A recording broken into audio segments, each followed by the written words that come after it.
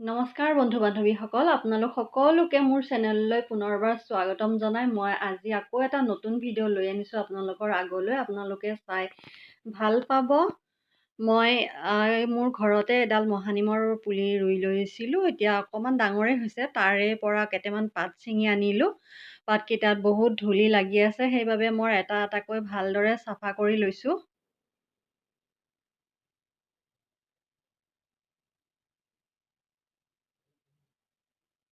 মহানিম ছাল আৰু চুলিৰ বাবে বহুত উপকাৰী হয়, খালেও ভাল বহুত, মাজে সময়ে খাবও লাগে।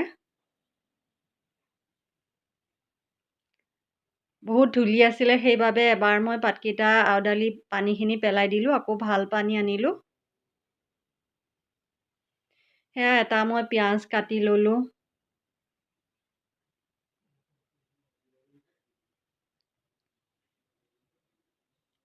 পিঁয়াজো চুলিৰ বাবে বহুত উপকাৰী হয়।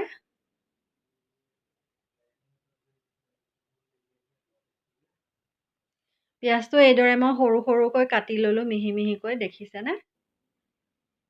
ভালদৰে চাই ল'ব ভিডিঅ'টো।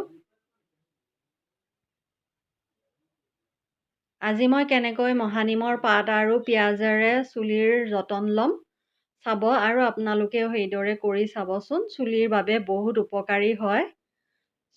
সৰা চুলি গজিবলৈ ধৰে আৰু চুলিখিনি চিল্কি আৰু চাইনি হয়।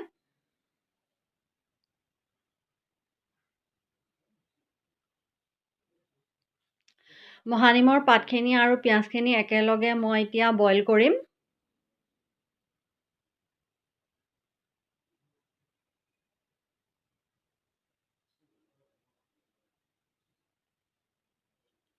এক কাপ ফিল্টাৰৰ পানী দিলোঁ মই।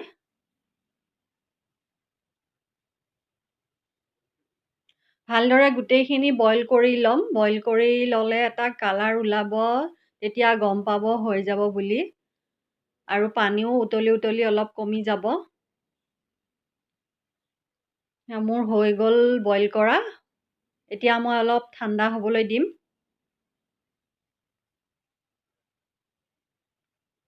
অলপ ঠাণ্ডা হৈ গৈছে প্ৰায়, বাতি এটাত উলিয়াই ল'লোঁ গোটেইখিনি। পানীখিনি ঠাণ্ডা হোৱাৰ পাছত স্প্ৰে বটলৰ সহায়েৰে স্প্ৰে কৰিও চুলিত ব্যৱহাৰ কৰিব পাৰে। তাৰপিছত শ্বেম্পু কৰি মূৰটো ধুই দিব।